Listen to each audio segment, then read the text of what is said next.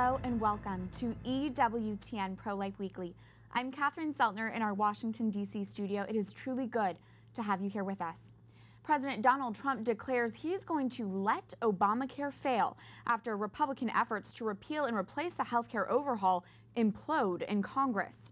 The announcement comes after two Republican senators, Utah's Mike Lee and Jerry Moran of Kansas, said they would vote no in a critical GOP healthcare vote expected to take place as soon as next week.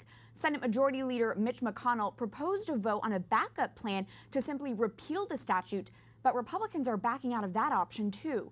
Trump took to Twitter to criticize the party's failure because for 7 years, the GOP has pledged to repeal President Barack Obama's law. Marjorie Dannenfelser is closely monitoring the healthcare negotiations and what it all means for pro-lifers. She's the president of the Susan B. Anthony List and joins us now. Marjorie, thanks for being here this important week. I'm so happy to be here always, Catherine. Thank you. First, it looked like Obamacare wouldn't be replaced. Now it doesn't look like it will be repealed. What do you make of all of this, and what does this mean for the pro-life movement? Well, this is a constantly moving bill. It's all over the place. It is quite a battle. Here among a pro-life House, a pro-life Senate, and a pro-life White House, there are a lot of other issues going on in this health care bill. Everybody knows that. One non-controversial piece, oddly, is the abortion issue. It is the majority in all those places. So right now, we have a little bit of a setback. I just got back from the White House, and we're talking about next steps and what to do now. Defunding Planned Parenthood is not off the boards, and it's what we still have to fight for. We were obviously disappointed and really devastated because it at least was an improvement. One thing that you can never do is lose hope, and we certainly are not. We're fighting. That is my next question about defunding Planned Parenthood, because if this bill passed, it would have defunded Planned Parenthood. So what's the step now? Well, yes, that's right. It would have. But there's still a reconciliation bill that can be used. What will it be used for? It could be used for tax reform. It could be used for defunding Planned Parenthood. So it is still there. It is still a vehicle for doing the right thing, and we're going to press for that. I mean, truly, even today, like right before I came on the set, we're getting calls from the Senate. The motion to proceed to the bill, we think it's possible we might get those votes. So it is really not over till it's over here. So keep watching and really advocating. Absolutely. This week marks 6 months into Trump's presidency. At what point do we need to say Planned Parenthood should be defunded? Well, day one of his administration, day 2, day 3, day 30, until it is done. Period. The end. Not just for a year, but forever, and all of it, not just 89% of it. So the battle is not finished until the job is done. And when you think about what's at stake, these are little boys and girls meant for this world. You can't stop. If it was just about tax reform or something else that was really important, you could maybe, start to lose hope and maybe just drop off. But no doing that right now. Marjorie, thank you. And I want to get your take on this next story as well. An American doctor specializing in treating rare genetic conditions travels to London to assess 11-month-old Charlie Gard. Baby Charlie has mitochondrial depletion syndrome, a rare genetic disease that's left him brain damaged and unable to breathe unaided. His parents want Charlie to try an experimental treatment, but doctors at Great Ormond Street Hospital argue it won't help. The doctor from Columbia University who is assessing Charlie testified in a court hearing last week the treatment was worth a try. We're going to speak shortly with a pro-life lawyer who was present in that London courtroom. But first, Marjorie, this 11-month-old baby has captured the world's attention. What do you make of this case as an American pro-life leader? Well, the international community and certainly the American pro-life community and beyond pro-life boundaries have really stood up and said, you know what, an institution, a judge can never love a child like its parents. An institution like a government isn't capable of doing that. And when they are in a position of having to argue against a court or argue against a hospital that they ought to be able to discharge their child to try to save that child's life when there is hope for the child, even if it's a little while to die at home. And for that institution who has not seen every step of the way the love and joy and the dedication of those parents to say, no, we won't allow it, is a presumption of death. And in fact, the presumption of death leads to the, quote, advocate for Charlie in the court, who has turned out to be an advocate for mercy killing, basically. So there is no justice here, and the world is watching England right now. And let's wait and see what they do. I believe with Catherine's help and with others and with more people speaking out and thanking Trump and others for stepping up, that we really have a shot of watching this boy live longer. Absolutely. We'll have much more on this case. Marjorie Dannenfelser, president of the Susan B. Anthony List. Thank you. Thank you.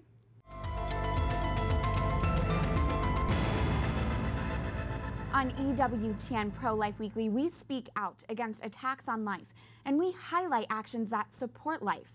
This week, we want to commend and thank President Donald Trump for his involvement in the Charlie Gard case. You too can thank President Trump and his administration for speaking up to protect baby Charlie Gard in this week's Call to Action.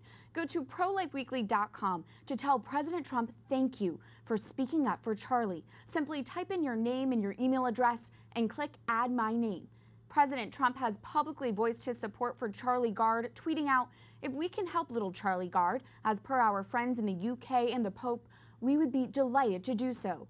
Charlie's mother has said Trump's actions, along with Pope Francis's, were the biggest factors in keeping the 11-month-old alive so far. It is an example of a pro-life action we support, and we must encourage the president to continue to speak up in defense of life. You can send your thank you to President Trump by going to prolifeweekly.com. Let's make our voices heard so President Trump knows we want this type of pro-life action to continue. Missouri lawmakers are at a standstill on broad pro-life legislation more than 1 month after Republican Governor Eric Greitens called for a special session to deal with abortion issues. The legislation calls for several new regulations, such as annual abortion clinic inspections.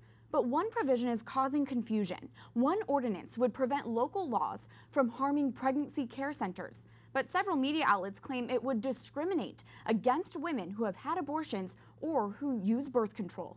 Missouri Governor Eric Greitens joins us from St. Louis. Governor, thank you for your time. Catherine, it is great to be on with you. Thank you for having me. Governor, you released a Facebook video to take on what you call fake news surrounding this pro-life ordinance. Can you clarify, what would this legislation do? What would it not do? Yeah, absolutely, Catherine. Look, I'm pro-life, and I believe it's important for us to stand up and to protect the lives of the innocent unborn. And we called a special session of the legislature to make sure that we were able to protect pregnancy care centers here in the city of St. Louis and throughout the state of Missouri. But then we had liberal media organizations with information that was supplied to them by the National Abortion Rights Action League. They had radical politicians coming in. And you had liberal media stories saying that if a woman in the state of Missouri was using birth control, that she could be fired. They were writing stories saying that if someone got pregnant, they could get kicked out of their housing. This was absolutely fake, false news. And unfortunately, we see this too many times when the liberal media comes out to attack conservatives and pro-life efforts. Why do you think there is so much confusion over this specific pro-life ordinance? You know, I think this ordinance is actually really clear. What it does is it protects our pregnancy care centers. These are wonderful organizations throughout the state of Missouri that work with pregnant women and newborn children, helping them to get a good quality start in life, they provide them with education, with shelter, with training and jobs so that they and their young families can get a good start in life. But we had radical politicians in St. Louis who wanted to create what many people called an abortion sanctuary city, where they would actually discriminate against pregnancy care centers so that they couldn't, for example, hire pro-life workers. We came out and we said very clearly, we're going to step in and protect our pregnancy care centers. But then you saw organizations like the National Abortion Rights Action League, San Francisco Gate, Newsweek, other members of the liberal media putting out these fake news stories. That's why we're so glad to be able to go directly to the people. Now, Governor, as you mentioned, you did call the Missouri legislature back for a special pro-life session to move this legislation forward. That's an unprecedented move. What prompted it? Well, it was so important for us to stand up for the cause of pro-life and for us to protect these pregnancy care centers. And politicians failed to act. You know, the politicians should have done their job, but they failed to act. So I did. I canceled their vacations and I brought them back for a pro-life special session. And I'm convinced that we're going to get the job done. Governor, you've publicly shared why you are pro-life, and one of those reasons you've said is because you've seen the value of true love and compassion in one of Mother Teresa's, now St. Teresa's, homes for the destitute and the dying. Can you share more about that experience when you were there and what that was like? Yeah, I had a wonderful opportunity. I was really blessed to work in one of Mother Teresa's homes for the destitute and dying in Varanasi, India. I also went to Charlie Gard in Calcutta, and I had an opportunity to see Mother Teresa's work in action. And I will tell you, there was so much humility, so much courage. It was a tremendous inspiration to me then and still is today. And I think that all of us need to bring that same kind of humility and that same kind of courage to the work that we do on behalf of the cause of pro-life. Finally, what more would you like to see from your fellow governors when it comes to defending life? Well, I think we do have to defend life, and we need to step forward and be willing to let people know that we are pro-life. We know that we're going to get attacked by radical organizations like the National Abortion Rights Action League.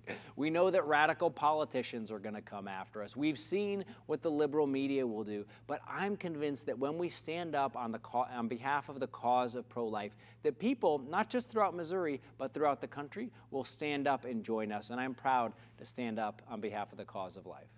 Governor Eric Greitens of Missouri, thank you for your time. Thank you so much, Catherine. Pleasure to be on with you. Turning now to more pro-life news, a religious liberty law firm files a federal lawsuit against Hawaiian legislation that forces pro-life centers to promote abortion. Alliance Defending Freedom represents a network of pregnancy care centers and says a new Hawaii law preys on women and girls to generate profits.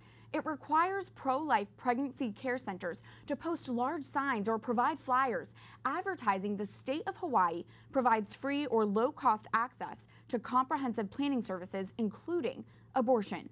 Abortion advocates are trying to block 4 new pro-life laws in Arkansas. A federal judge has not ruled on the challenge to the laws, 3 of which are set to take effect next month. The laws include a ban on dilation and evacuation abortion procedures and put restrictions on how aborted baby tissue is disposed of. 2 major pro-abortion groups have sued the state over the restrictions, calling them unconstitutional. A group of U.S. pro-life leaders are back in the States after attending high-level meetings in London to work towards transferring baby Charlie Gard out of Great Ormond Street Hospital and into experimental treatment. One of those pro-life leaders includes Catherine Glenn Foster, the president and CEO of Americans United for Life. Catherine, thank you for being here. My pleasure. Thanks so much for having me. Absolutely. You just got back from London. Tell us why you went. I went because I had been talking with Connie and with Chris, Charlie's parents, and they asked me to go. And at that point, as a mom myself, and knowing that baby Charlie stood a better chance with me there than not, I felt it was my duty to go. And what was seen as a surprise, the UK decided to take up another court hearing last week. You were present there. What struck you the most? Well, Mr. Justice Francis asked for new evidence in that hearing, and boy, did he get it. It was just incredible. The scientific statistics and figures that came out of that hearing, and just that probable likelihood of success of this groundbreaking new treatment for Charlie and the possibility of improvement that he might be looking at. There's so much hope there, it seems. There are reports that the lawyer representing Charlie is the head of an assisted suicide group. What kind of implications could that have in this? Well, yes, there are reports coming out that this lawyer representing Charlie's guardian is the chair of the board of trustees of this group. And that's just one of many things that the public is so interested in this case. And we see how this has captured the world, from Pope Francis issuing a statement, President Trump tweeting, Cher and Lindsay Lohan, and 37 European parliamentarians, the more than 500,000 people who have signed the Citizen Go AUL-hosted petition, and growing every day. We're trying for 1 million by the Sunday rally that we're holding at 3 o'clock just down the street from the hospital in London. So you see how the entire world is captured by this, and even my own relative, who is not with us on life issues, it was telling me how proud she was that I was over in London and fighting for baby Charlie. And to me, that speaks volumes to the breadth of interest and how there's something deeper at play here. And how a baby can really change the world and capture attention like this. Now, you are a lawyer yourself. What do you find most concerning in the Charlie Gard case? I think it's about the core principles, honestly. When you think about an institution that was created to care for the most vulnerable in our society, that was hired to care for baby Charlie, to treat him, to do everything that they could on his behalf for his welfare, and here they've gone to court over and over and over, fighting against his parents, his mother and father, who are by his bed 24/7, who are the people who know him best and carried him for 9 months and have been with him for 11 more months. And you just think of that and how they've gone back to court again, and what a betrayal that is. That strikes me. Now, you mentioned that you were invited by Charlie's parents to go over there. I know you spent a lot of time with them. How are his parents, Connie and Chris, how are they holding up in all of this? It's incredibly hard for them. In fact, Friday night, there was a hearing all day, preparing for the hearing with the lawyers, and then in the hearing, and then meeting after the hearing, and they were only able to go back to his bedside at 8 p.m. And so you talk with Connie and Chris, and you hear just the pain of how busy this is, and how they're being kept from him as they fight for him. And it's as frustrating and heartbreaking as it would be for any parent. And here they are, young parents, first child, and it's hard. And I know you got to go to the hospital and see baby Charlie yourself. How is he? He is a beautiful baby boy. He is 11 months old. He's chubby. He's growing, and I got to hold him and kiss him, and he is just as precious as you can imagine. Catherine, what do you hope that people who are watching this and watching the case unfold and develop, what do you hope they take away from all of this?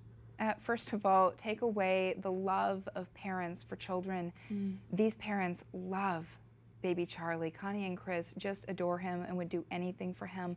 And so it's about family. It's about that core institution in society, in every society. And it's about making sure that we have laws that promote life over death, institutions that promote life over death, and just a society that's working alongside parents so that they can work to save their child's life instead of trying to tear them down at every turn. I know you're there with a few other U.S. pro-life leaders. We'll have a story on one of them in just a little bit. Catherine Glenn Foster of Americans United for Life, thank you. Thank you. When we come back. In response to what happened with Terri, we just felt this calling to do what we can and use the resources that we received or obtained during Terri's case. The brother of Terri Schiavo, Bobby Schindler, opens up about how his sister's life and death inspires his work today. Stay tuned as EWTN Pro-Life Weekly continues after this break.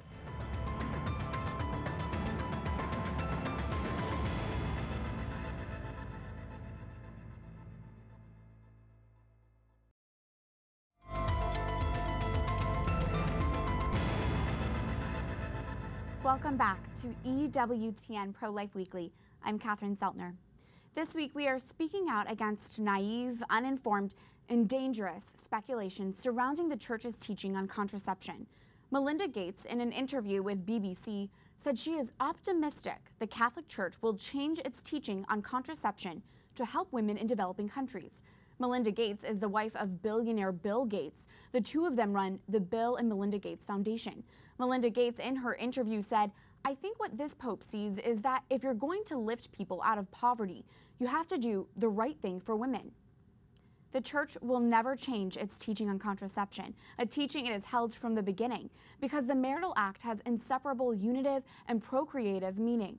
The church will never change its teaching, not because it's some rigid institution stubborn in its ways. No, quite the opposite. The church, as mother, will protect what truly is the right thing for women. Even low doses of oral contraceptives are a Class 1 carcinogen. They raise women's chances of suffering a heart attack, stroke, pulmonary embolism. The church's teaching on natural family planning, on the other hand, is a beautiful one that celebrates how a woman's body naturally works and draws married couples closer together. Melinda Gates, the church's teaching on contraception is not one a pope can simply change, and I encourage you, instead of handing out birth control as a false solution to poverty, to dig deep into what the church says on this matter, because if you're open to it, I'm optimistic. You'll find the beauty and truth inscribed in its teachings. Remember, there is something you can do to counter today's culture of death and promote life. Follow this week's call to action and thank President Donald Trump for supporting baby Charlie Gard's right to life. You can send your thank you by going to prolifeweekly.com. The case of 11-month-old Charlie Gard puts a confusing medical situation into the international spotlight. But for one man, personal experiences have prepared him to help the Gard family navigate through this time. Bobby Schindler became involved in the Right to Life movement after his sister, Terri Schiavo, had an unexplainable collapse in 1990. Her medical case captured the world's attention and led Schindler to start the Terri Schiavo Life and Hope Network. That story is this week's Pro-Life Focus. I always remember having a great sense of humor. She had a real devotion, a real love for animals. She wanted to be a veterinarian. She wanted to work at a zoo. Bobby Schindler describes the sister he knew before the world met her. Teresa Marie Schindler, or Terri, as she was so often called, was born on December 3, 1963. She would go on to marry a man named Michael Schiavo and move from Pennsylvania to the Sunshine State of Florida. But on February 25, 1990, at the age of 26, Terri had an unexplainable collapse while home with her husband. There's so many things that are reported about my sister's condition back when the case was occurring and even to this day that are just inaccurate. No diagnosis has ever been made, but medical records indicate Terri suffered a brain injury caused by oxygenation starvation to the brain. She was not in a coma, not brain dead. She was not hooked up to machines. She was simply needed food, and she had, because of her brain injury that she experienced, she had difficulty swallowing and therefore needed a feeding tube in order to get her food and hydration. That was the only thing my sister needed to live. Yet Terri's husband, Michael, who was made her legal guardian, went to the courts to have her feeding tube removed. It pinned him against Terri's family and prompted a legal battle lasting over a decade. The courts ultimately sided with Michael, and on March 31, 2005, Terri Schiavo died from severe dehydration after almost 14 days without nutrition or hydration. Her death publicly contrasted with a saint's. I know a lot of people were watching what was happening back then, and John Paul was dying during that period, but he was given a feeding tube the day Terri died. So on March 31st, the day Terri passed away, Pope John was given a feeding tube for that extended his life for two more days. But he died of natural causes, and really I think showed the world how you should be treated with the value and dignity, as in contrast to the way Terri was treated in such an undignified and inhumane way. Determined to honor Terri and to uphold the dignity of others' lives, Bobby Schindler, along with his parents and remaining sister, created the Terri Schiavo Life and Hope Network. We're in place to advocate for these families and try to provide them the treatment that they're asking for their loved ones. The network serves the medically vulnerable persons by providing legal counseling and support. Schindler says it's a growing necessity in today's world. We're seeing more and more kind of this shift that's occurring where the physicians, ethics committees, and other people at the hospitals are now in positions to make treatment decisions for loved ones rather than parents. More than anything today, because of what's happening in our healthcare system, that you need to find a strong advocate that you would appoint if you are ever in a position where you lost your capacity to make decisions or you're incapacitated. Terri Schiavo's medical case launched Bobby Schindler on an unexpected advocacy journey. But it's a journey, Schindler says, that ultimately led him back to the Catholic Church. And for that, he thanks his big sister. I think it was just the outpouring of prayers that people kept, they were contacting us and letting us know that they weren't only praying for Terri, but they're also praying for my family. I guess they recognized what we were going through trying to defend her. So I think it was through these prayers that just helped me and brought me back to Christ and brought me back to my faith. And I often say when I speak, all this effort to save Terri, and it seems to me that she did her best to try and save me. So. If you or someone in your family is in need of Bobby Schindler's services, the Terri Schiavo Life and Hope Network has a 24/7 national crisis lifeline. Simply call 1-855-300-HOPE. That's 1-855-300-HOPE. That's it for this edition of EWTN Pro-Life Weekly. You can reach us anytime at prolifeweekly@ewtn.com. I look forward to seeing you here again next week. Life is a gift. Your life is a gift. God bless.